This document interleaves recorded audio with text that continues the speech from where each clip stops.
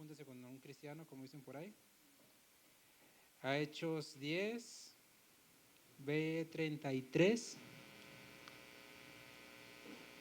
Hechos 10:33. Vamos a leerlo juntos y ahorita hacemos oración. ¿Ya lo tiene? Gracias a Dios que estamos aquí, gracias a Dios que pudimos llegar con bien. ¿Ya están ahí? Hechos 10:33. Vamos a hacerlo todo junto, nada más ese versículo. Dice: así que luego envié por ti, y tú has hecho bien en venir. Ahora, pues, todos nosotros estamos aquí en la presencia de Dios para oír todo lo que Dios te ha mandado. Amén. Vamos a hacer oración. Padre, te damos gracias por tu palabra, Señor. Gracias porque tú nos escuchas, tú nos amas y has enviado a tu Hijo a morir por nosotros. Gracias porque Él es la revelación plena de todo el conocimiento tuyo, Señor, y en Él encontramos los tesoros de la sabiduría. Así que te rogamos hoy, Dios, que tú vengas a nosotros y nos ilumines, nos des entendimiento y que tu palabra penetre en nuestro corazón. Te ruego, Señor, que vengamos con un corazón dispuesto a recibir tu palabra, con un corazón que realmente anhele escucharte a ti, anhele escuchar tu conocimiento y tu buena voluntad. Te lo pedimos en el nombre de tu Hijo Jesús. Amén. Bien, no se le olvide ese versículo, porque lo vamos a estar citando continuamente para recordarnos. No quiero hacer una tradición, sino simplemente hacer un recordatorio. Cada reunión de decir a qué he venido. Cada reunión de decir a quién vengo a escuchar, al que está ahí enfrente o a Dios. Y no es que yo sea Dios, aclaro, ¿sí? Sino el mensaje que Dios envía a través del siervo que está aquí enfrente, sea quien sea. Amén. Y bueno, el día de hoy continuamos después de una pausa. ¿Se acuerdan del mensaje de la semana pasada? Yo sí lo escuché. ¿De qué trató? Yo sí se lo puedo decir, lo escuché la semana pasada. A ver si siento que ponemos atención. Y ustedes estaban aquí, ¿eh? ¿De quién? Del líder del hogar, pues puede que, pues, porque abarca por ahí, pues, pero en esencia habló acerca de Jeroboam, de aquel que hizo su propia religión, ¿no? Acuérdense de que estaba tratando de usurpar cosas que no le correspondían, y bueno, es importante recordar, ya ve, es importante hacer memoria. Bien, antes de eso, seguimos en esta serie de puestos nuestros ojos en Jesús, ¿sí? Y Jeroboam es un ejemplo de que perdió la mirada. Él perdió el enfoque de lo que a Jeroboam, ojo esto, cuando hubo la división, nada más como paréntesis, cuando hubo la división, Jeroboam, Dios lo escogió. Dios le dijo, Jehová le dijo a Jeroboam, de a ti, o sea, tú vas a ser rey y tú vas a guiar a estos. Tú no vas a ser el rey de Judá, vas a ser el rey de las otras 11 tribus, pero vas a venir a Jerusalén, vas a hacer todo lo que te he mandado. ¿Sí me entienden? Aún así, él perdió la mirada. Pues es importante tener bien puestos nuestros ojos en Jesús. Amén. Hoy vamos a ver la última parte respecto a Jesús en Isaías. Recuerden que hemos venido hablando en Isaías acerca del nacimiento virginal, de la importancia de por qué necesito conocer acerca de la importancia de nuestra fe como cimiento de que Jesús vino de una virgen, que no es cualquier cosita. Vimos la proclamación de Dios a través de Cristo en el Rey que iba a venir, de su nacimiento, repito, sobrenatural. Vimos acerca del siervo victorioso, de cómo Él venció, cómo Él vence, cómo Él ya ha vencido y cómo Él seguirá venciendo. Y vimos la última vez acerca del siervo sufriente, ¿sí? Y en esencia no entramos directo al mensaje, sino nuestra respuesta hacia ese siervo. ¿Sí? ¿Cuál es nuestra respuesta? Porque recordemos que Israel, los judíos, no aceptaban esa parte de Jesús, no la querían aceptar porque ellos querían un Mesías que simplemente viniera a resolver sus problemas terrenales. Ellos no necesitaban un Salvador, ellos querían un gobernador, ellos querían alguien que gobierne bien. Y la esencia del siervo sufriente nos viene a ver a nosotros la necesidad de un Salvador, no de alguien que solamente venga a acomodar mi vida, ¿sí? Por ahí dicen que Dios puede venir a sanar tu corazón, Dios puede venir a sanar tu vida, Dios puede venir a sanarte de cualquier herida, Dios puede venir a darte riquezas, a darte tu mejor vida, pero si no tienes salvación, ¿de qué te sirve todo eso? Te vas bien sano y rico al infierno, ¿sí? Y al final de cuentas te vas sin nada, porque nada de aquí nos podemos llevar.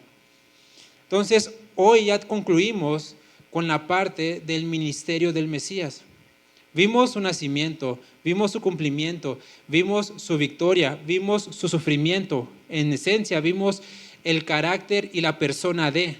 Pero hoy vamos a ver la obra del Mesías, ¿sí? Y me refiero a Mesías sabiendo ya de antemano que su cumplimiento está en Jesús.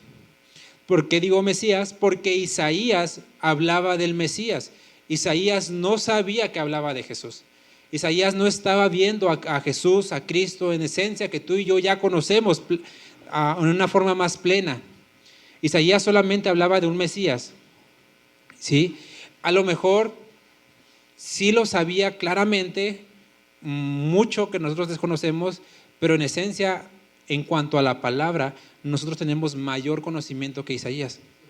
Entonces, por eso el título es El ministerio del Mesías, porque quiero que nos metamos en la mente de Isaías, de cómo él comprendía este desconocimiento y cómo nosotros lo vamos a llevar a un conocimiento ya no total, pero sí más pleno, es decir, mejor, un conocimiento mayor del Mesías, al cual se enfrentaron los fariseos, de igual forma, la respuesta de los fariseos al ministerio del Mesías, al ministerio de Cristo, ahora sí que proclamó en ellos un yo no creo en ti. Entonces nuestra respuesta también, repito, al ministerio del Mesías va a definir en nuestro corazón de qué lado estoy, ¿sí? Y en esto, pues ahora sí que ahí Dios, espero que nos hable, amén. Nos vamos a Isaías 61 del 1 al 2. Isaías capítulo 61, versículo del 1 al 2. Este es Isaías hablando. Probablemente él no sabía si se refería exactamente al Mesías o a él. Fue palabra de Dios, pero que es una palabra profética. Y vamos a ver su cumplimiento, repito, en Cristo. Isaías 61, 1, 2. Dice, el Espíritu de Jehová, el Señor, está sobre mí. Está hablando acerca del Espíritu de Dios. Está sobre mí, porque me ungió Jehová. Si usted tan solo con ver esas dos palabras, ese versículo, ya encontramos a tres personas. Una persona sobre la cual vino el Espíritu de Jehová. Esa misma persona a quien Jehová ungió, ¿sí? Entonces ya estamos viendo a tres personas, el Espíritu, a Jehová y al ungido, ¿sí? Entonces dice, me ha enviado a predicar buenas nuevas a los abatidos, a vendar a los quebrantados de corazón, a publicar libertad a los cautivos y a los presos apertura de la cárcel, a proclamar el año de la buena voluntad de Jehová y el día de venganza del Dios nuestro. Y dice, a consolar a todos los enlutados. Enlutados no quiere decir que están allí como en un embutido, sino que están tristes, ¿sí? A todos los que se encuentran en luto. Vea, esto no habla nada de condenación. Nosotros a veces vemos a Cristo o a Jesús como una especie de alguien que viene a echarnos cargas, a decirnos, tienes que sufrir para merecer, tienes que, ahora sí que, afligirte, sufrir para que puedas ser un buen cristiano. Y eso no lo vemos, porque vemos aquí claramente que el Mesías está hablando de que va a venir a sanar, va a venir a dar libertad, va a venir a sanar y dice, vendar los quebrantados de corazón. No estamos viendo otra cosa, sino más que pura bondad de parte de Dios. Dios, todo lo que tiene para ti y para mí es puras cosas buenas. Sin embargo, nuestro corazón es tan orgulloso que decidimos, ¿sabes qué? Lo bueno que tú tienes para mí no me es suficiente. Yo quiero lo que yo considero para mí es bueno. Y repito, es porque nuestra distorsión empieza a cambiar la imagen de Jesús. Sobre todo porque nacemos a veces en hogares donde se nos dice, Dios te está viendo para castigarte. O cuidado con lo que haces porque Dios te va a castigar. Y a veces nos vamos más de un lado, más de un extremo, donde sentimos que lo único que Dios quiere es hacernos sufrir. Que Dios está con el látigo esperando a que en cuanto te equivoques, mira, te voy a dar y te voy a dar duro para que se te quite. Y a veces realmente nos quedamos con esa imagen. Y cuando venimos a la iglesia y empezamos a ver sus mandamientos, empezamos a ver lo que Dios pide de nosotros, lo que Dios demanda de nosotros, lo vemos no como un padre amoroso, no como alguien que se preocupa y ocupa en nosotros, sino como alguien que solamente quiere vernos, pues ahora sí que bien, perdón la palabra, ¿no? Fregados, o sea tallados, o sea, como que quiere que suframos. Y esos son simple y sencillamente pensamientos humanistas.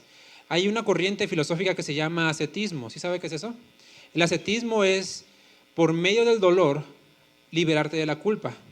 Usted conocerá que se dio mucho en la época de los frailes, donde se metían a un cuarto, que era como el cuarto de la expiación, el cuarto de la culpa, donde agarraban azotes de cuerdas y pues iban y se daban, no, ¿sabes qué? Hice esto, hice lo otro, tuve malos pensamientos, pequé en esto, merezco sufrir por eso.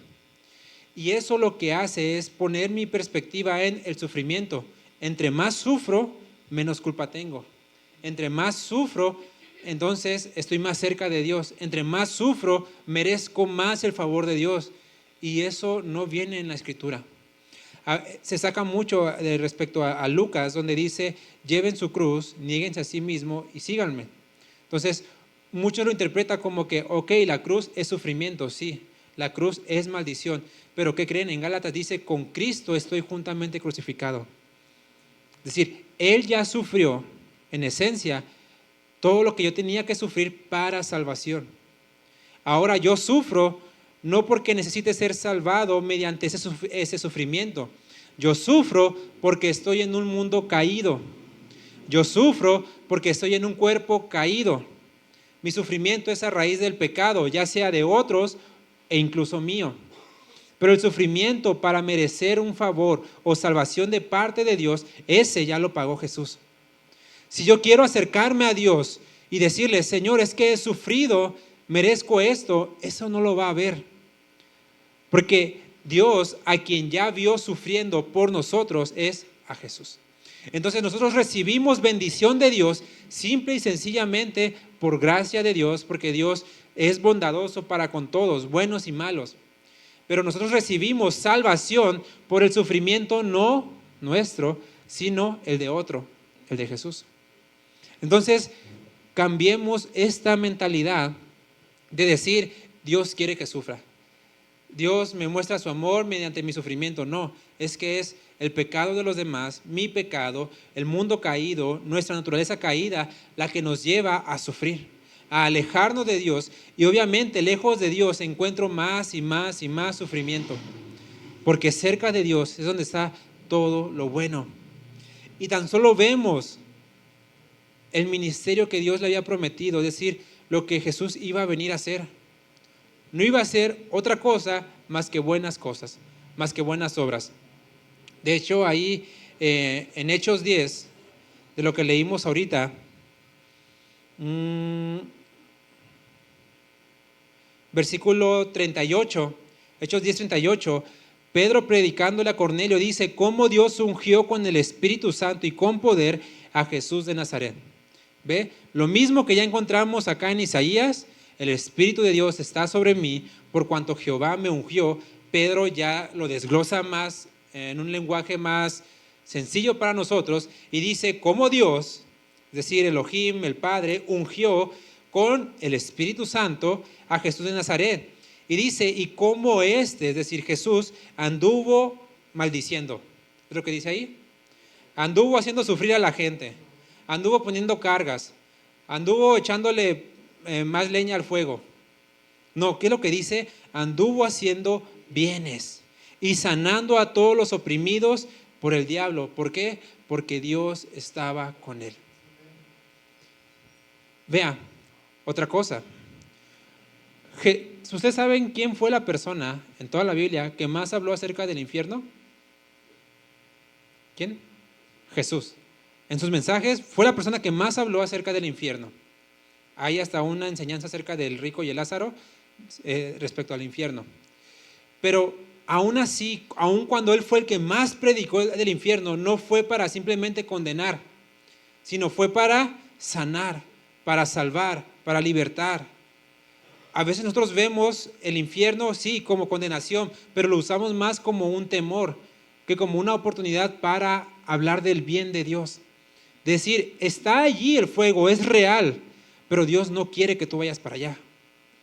Y a veces vemos como que, es que Dios, si te portas mal, está como esperando para agarrarte de las greñas y a mandarte al infierno. Y no, de hecho, Pedro dice que Dios quiere que todos se arrepientan, que todos procedan al arrepentimiento.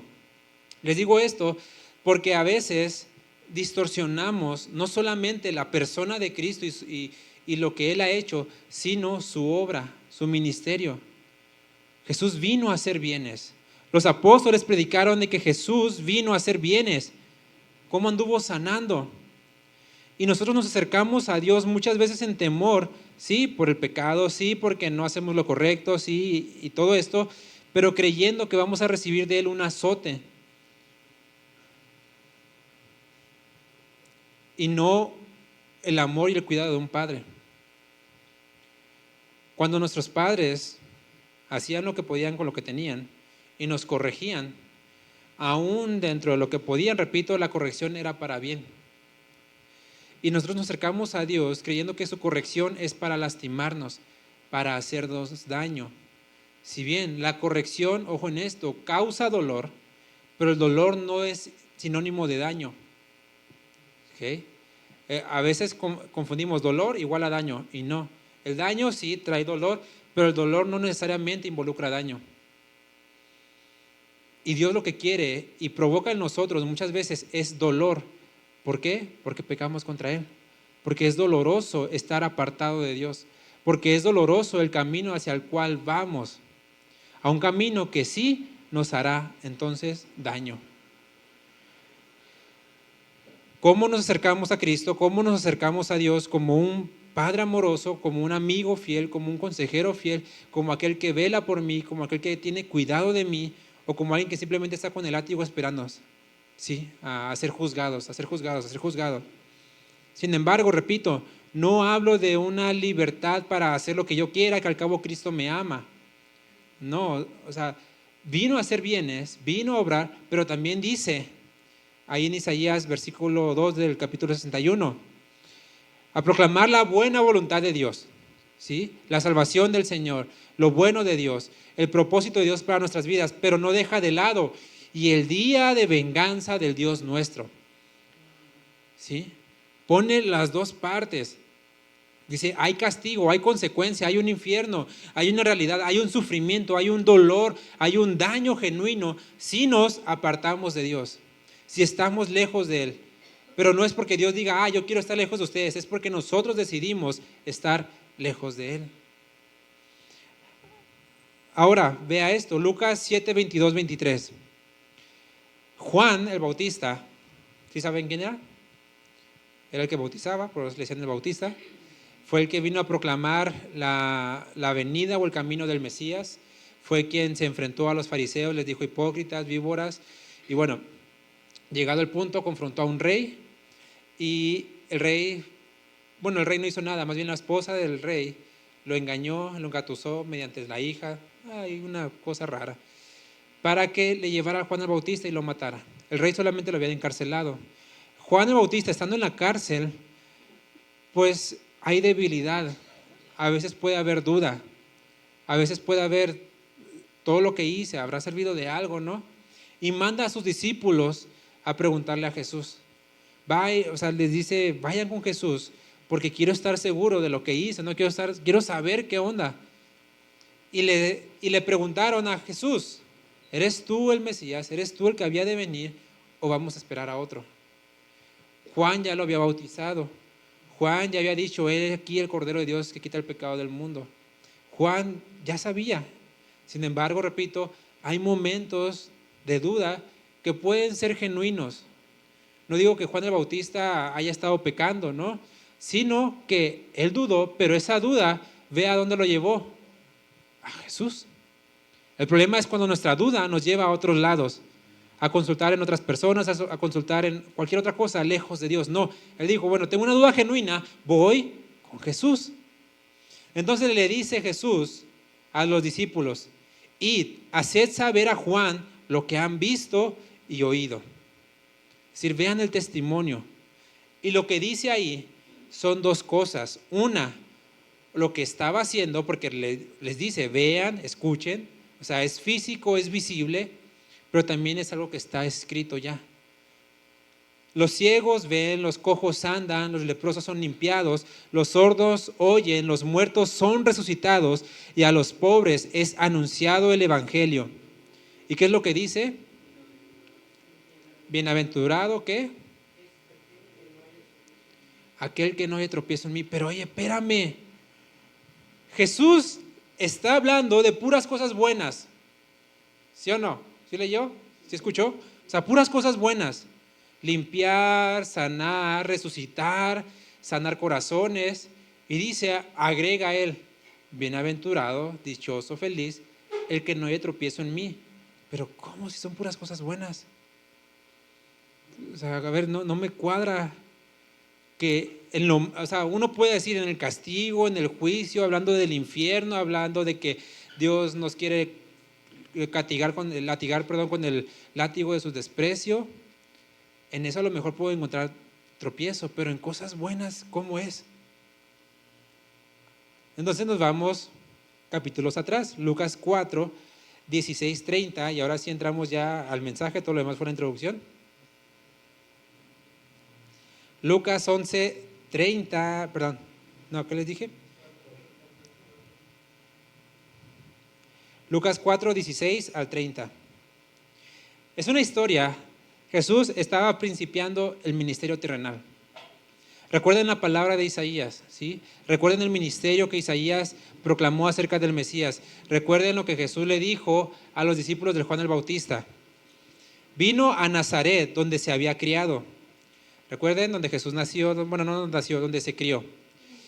Y en el día de reposo entró en la sinagoga conforme a su costumbre. Ahí vemos que Jesús sí participó de estas costumbres, de ir a la sinagoga.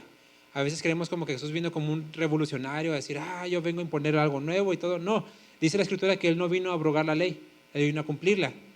Y conforme a la costumbre, y dice que se levantó a leer. Ahora, para levantarse a leer en medio de la sinagoga, tendría que ser alguien ya respetado. No cualquiera tenía el privilegio, la honra de incluso leer en medio de esa sinagoga, solamente algún maestro.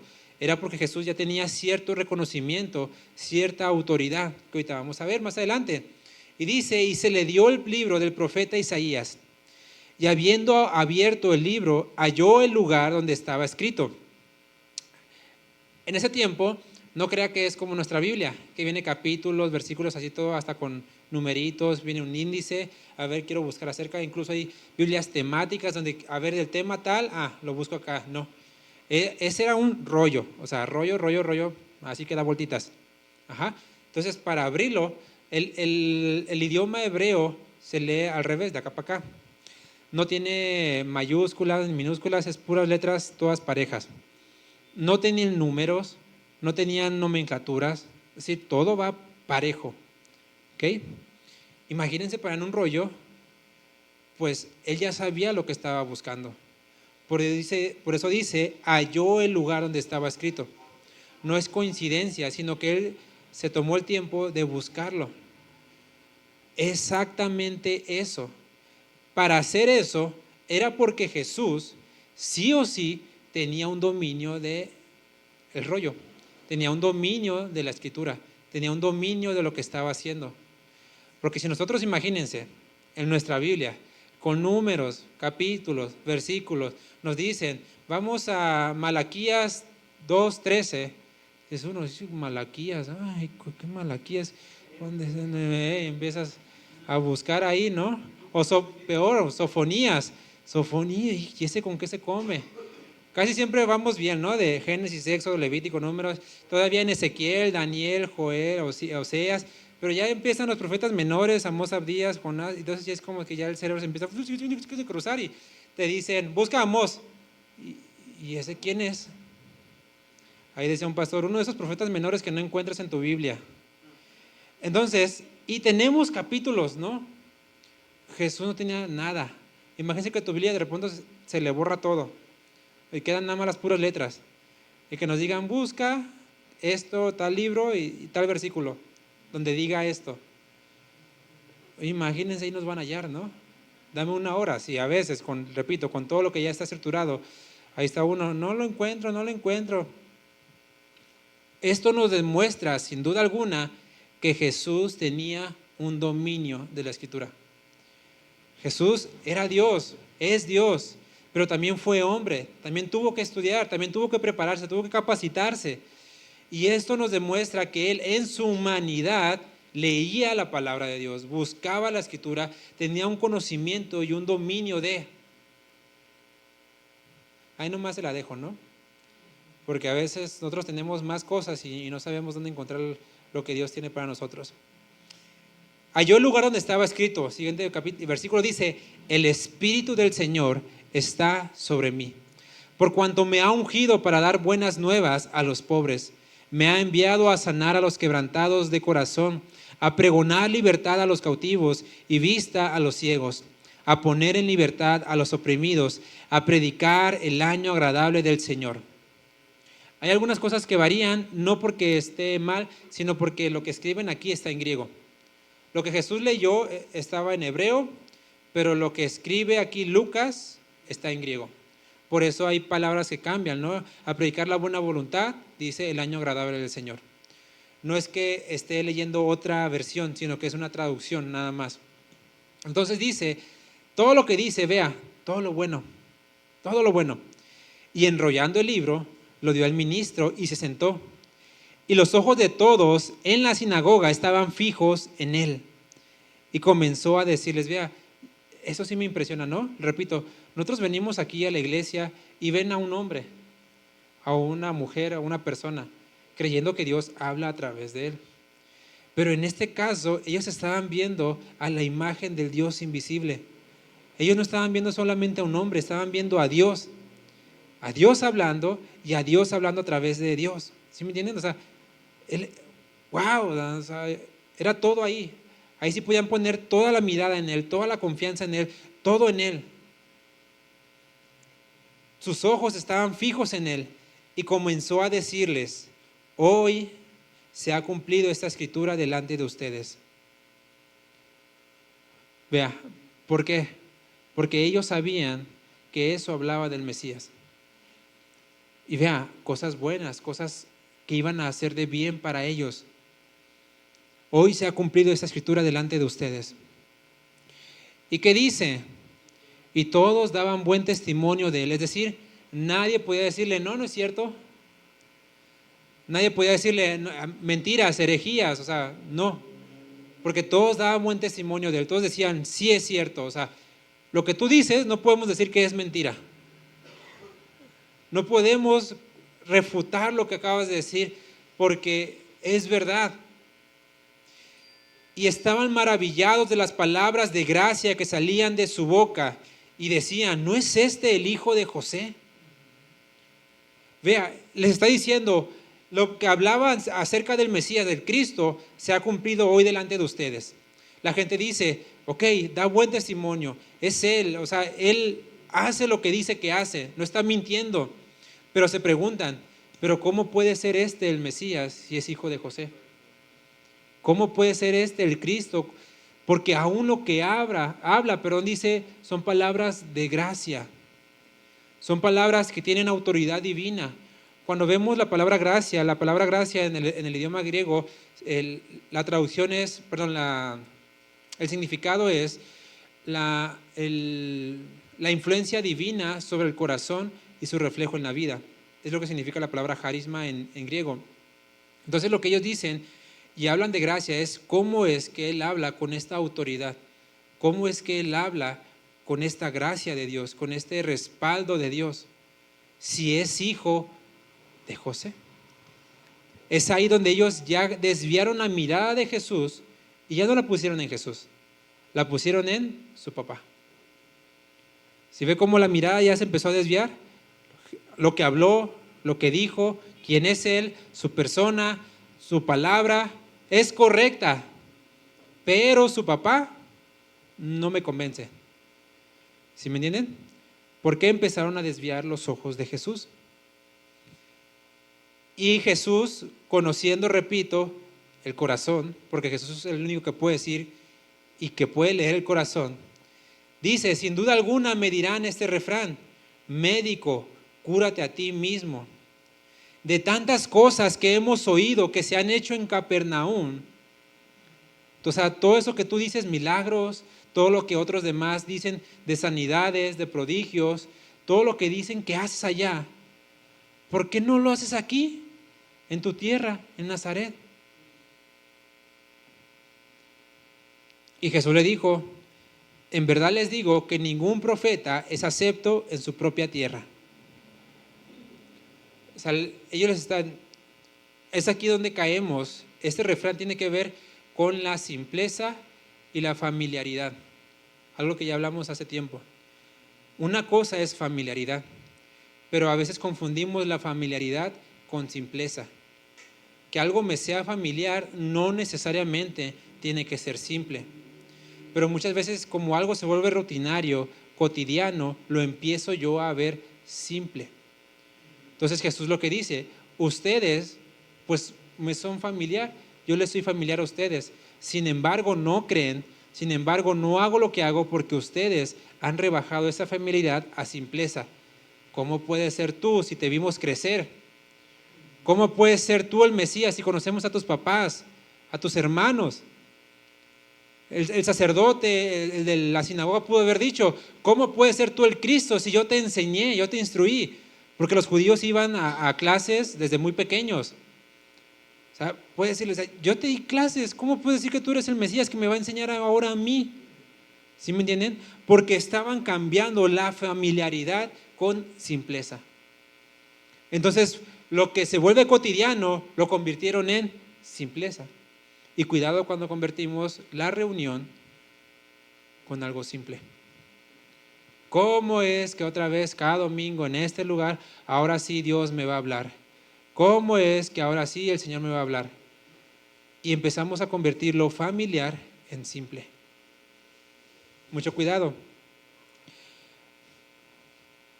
Y vea, Jesús les dice, y esto es a donde ya va a la respuesta del corazón.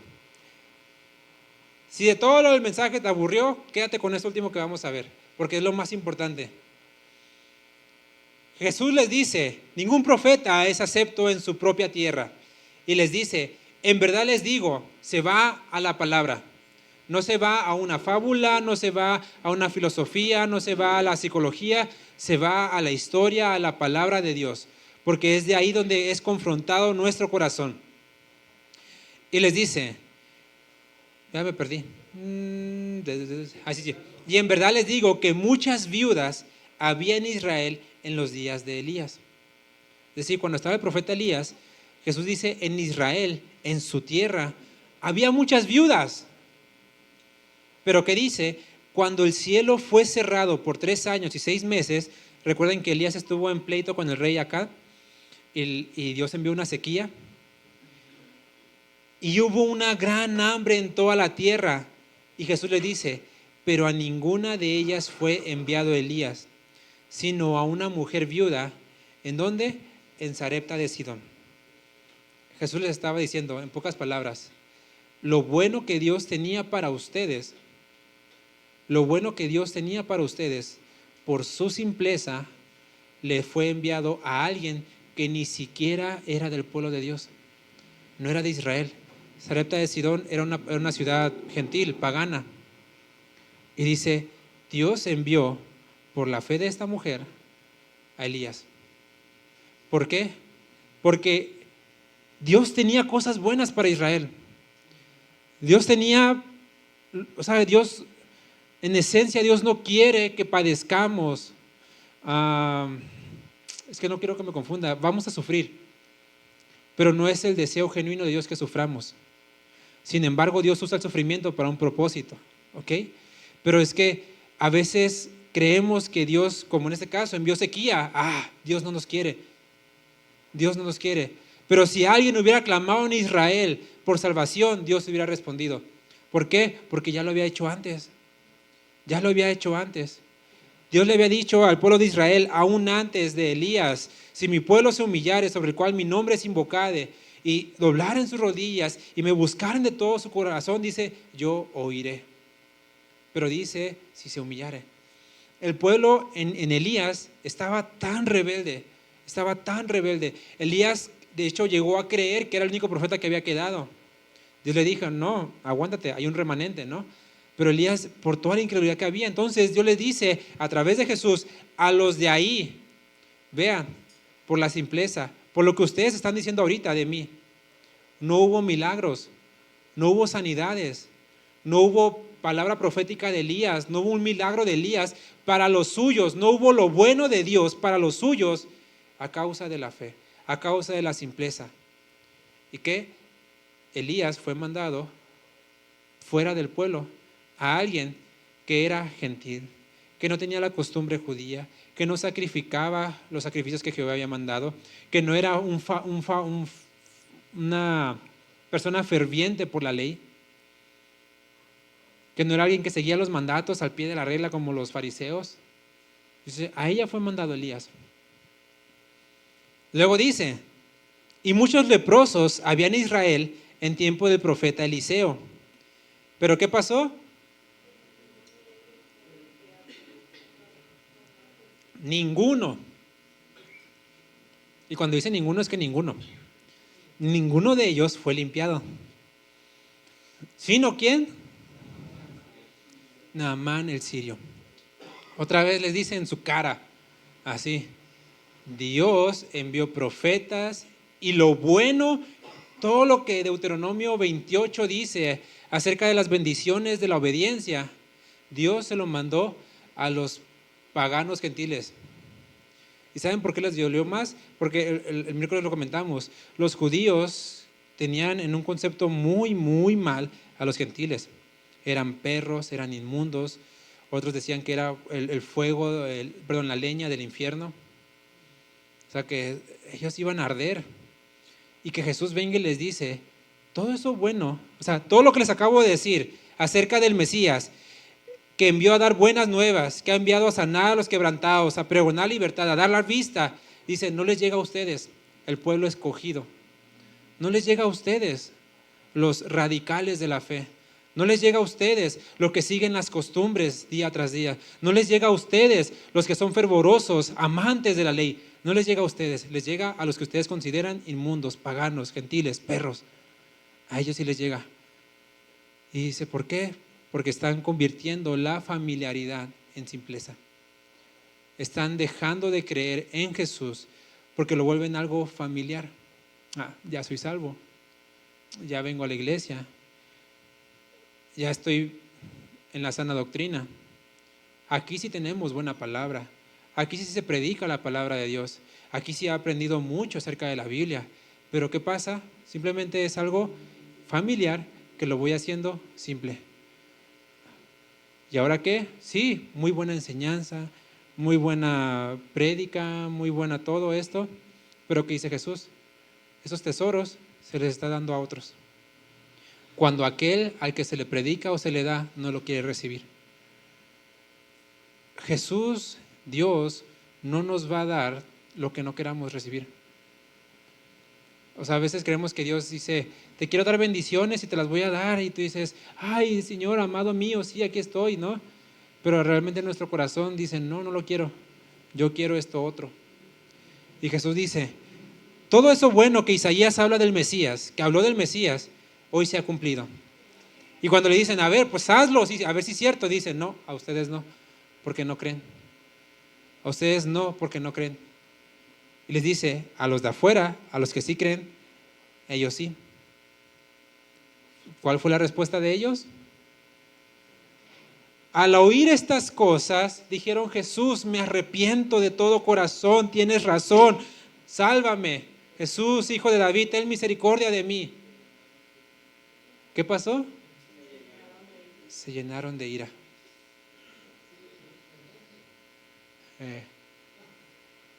Se enojaron. ¿Por qué? Porque ¿cómo yo, que llevo tantos, lo voy a traer a nuestro contexto, ¿cómo yo, que llevo tantos años en el cristianismo, que he leído y he leído y he leído la palabra de Dios, que me sé tantos versículos de memoria, que voy a la iglesia desde pequeño, que soy fiel, que hago esto, que doy mis diezmos, mis ofrendas, que me sé canciones cristianas? ¿Cómo yo me vienes a decir que hay gente más digna de salvación o más digna de los favores de Dios que yo? ¿Cómo me vienes a comparar con otros si yo estoy en la sana doctrina? ¿Cómo me vienes a comparar con otros, Jesús? ¿Qué es lo que pasa en nuestro corazón? Odio. Porque empiezo a decir, no, es que son mis obras las que me tienen que salvar, son mis obras las que me tienen que decir delante de Dios, yo estoy bien. ¿Y qué fue lo que dijimos al principio? No, es Jesús. Si Dios nos da algo, es a través de Jesús. Si Dios nos da favor, salvación, gracia, es a través de Jesús. Al oír todas estas cosas se llenaron de ira y levantándose le echaron fuera de la ciudad y le llevaron hasta la cumbre del monte sobre el cual estaba edificada la ciudad de ellos. ¿Para qué? Despeñarle. Despeñarle no quiere decir que le iba a despelucar, era que le iban a agarrar con unas pedradotas, lo querían matar. Y vea, unos dicen que lo querían matar porque se hacía llamar el Cristo. No, no fue por eso, porque vemos que cuando dijo, hoy se ha cumplido esto delante de ustedes, la gente dijo, wow, pues hemos oído que hace milagros, hemos oído que tiene buen testimonio y sus palabras, lo que habla, tiene autoridad. ¿Cuándo es cuando ya lo quisieron apedrear? Cuando Jesús les dijo, pero para ustedes no hay. ¿Cómo? O sea, Señor, si todo lo que he sufrido, soy tu pueblo escogido, soy tu especial tesoro, y me dices que para mí no hay esa sanidad, esas bendiciones. Y es ahí cuando se llenaron de ira. ¿Por qué? ¿Qué pasa en nuestro corazón? Y ya voy a terminar. ¿Qué pasa en nuestro corazón cuando no recibimos lo que yo quiero de Dios? Yo quiero que Dios me dé esto, me dé lo otro, le hago mi lista de oraciones, mis peticiones. Señor, esto y esto y esto, por favorcito, te lo pido, te lo ruego, amantísimo, amado, Señor mío, Dios mío, mi amado, mi tesoro y todo esto. Y Dios dice, no. ¿Cuál es nuestra reacción? ¿Por qué no? ¿Por qué no? ¿Y por qué a Él sí? ¿Por qué a Él sí? ¿Por qué Él lo merece más que yo? ¿Por qué a Él sí le da y a mí no? ¿Por qué Él sí? ¿Por qué? Y empieza a veces con Dios, en lugar de decir, en lugar de llevarnos, Señor, perdóname, me arrepiento, porque por algo tú no lo quieres dar, porque por algo no estoy disfrutando tus bendiciones, porque por algo no estoy viviendo en lo que tú quieres para mí. En lugar de ir a un arrepentimiento, voy a un reclamo. ¿Por qué? ¿Por qué? Si yo estoy viniendo, ¿por qué? ¿Por qué? Si yo estoy aquí parado y sufriendo, ¿por qué? ¿Por qué a Él sí le das? ¿Por qué a mí no me das?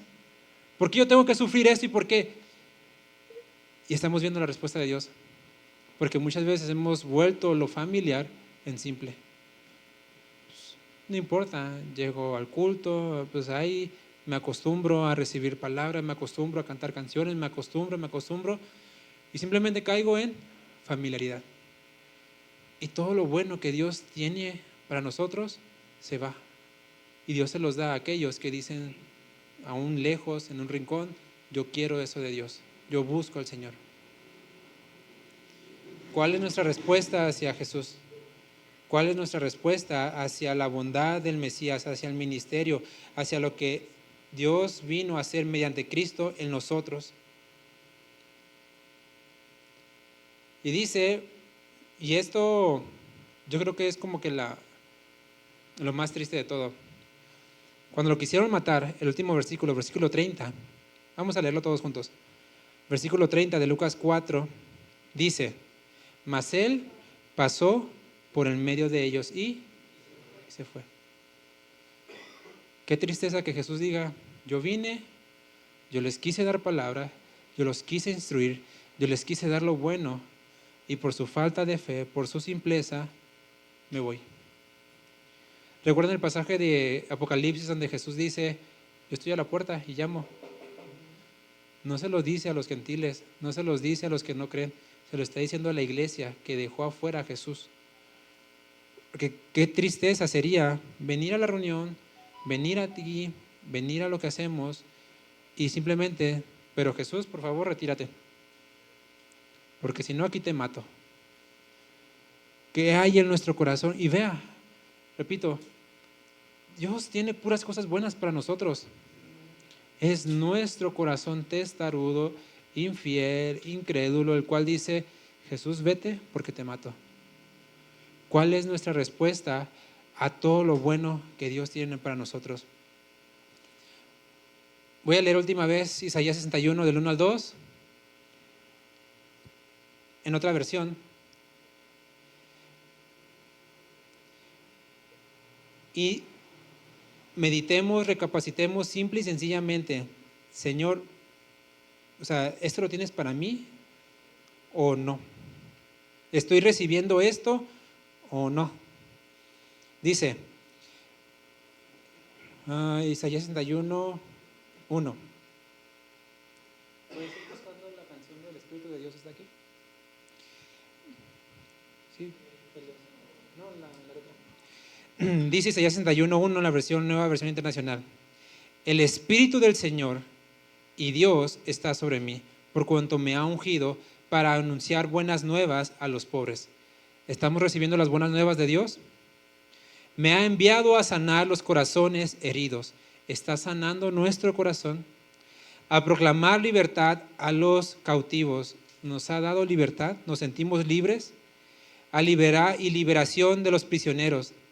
A pregonar el año del favor del Señor.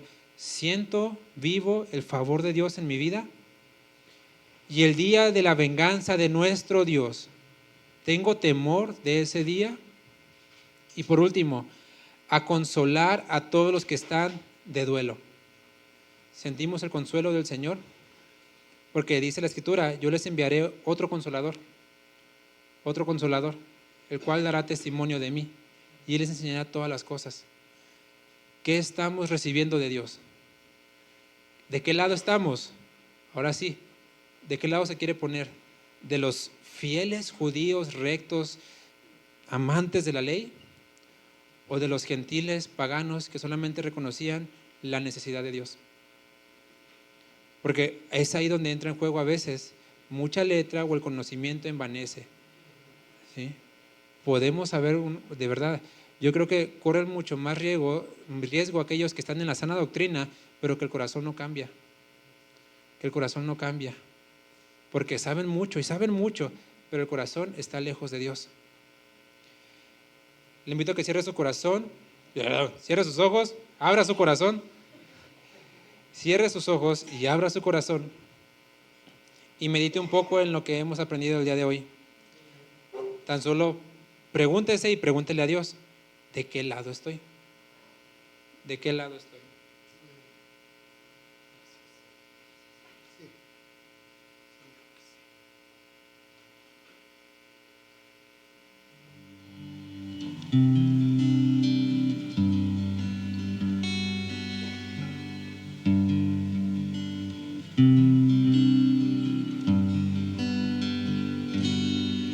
El Espíritu de Dios está en este lugar. El Espíritu de Dios se mueve en este lugar. Está aquí para consolar, está aquí para liberar, está aquí para guiar. El Espíritu de Dios está aquí. El Espíritu de Dios está en este lugar. El Espíritu de Dios se mueve en este lugar. Está aquí para consolar, está aquí para liberar, está aquí para guiar. El Espíritu de Dios está aquí. Muévete en mí, muévete en mí. Toca mi mente, mi corazón, llena mi vida de tu amor. Muévete en mí, Dios Espíritu, muévete en mí. Muévete en mí, muévete en mí.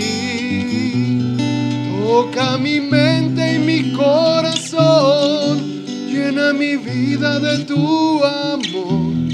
Muévete en mí, Dios Espíritu, muévete en mí.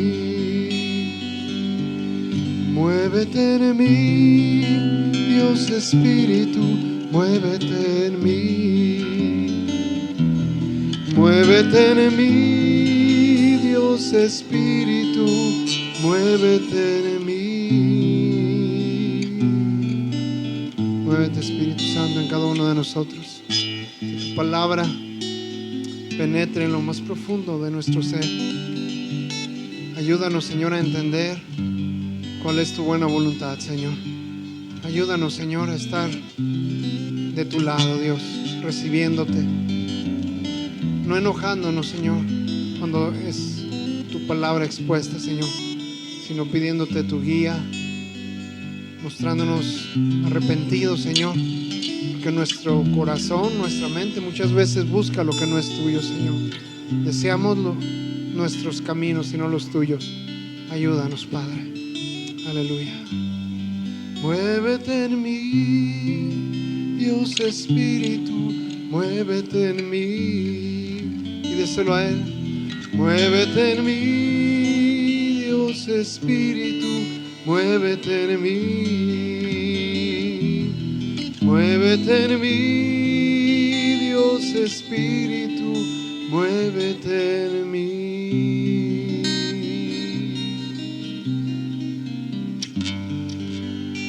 Un aplauso para nuestro Dios.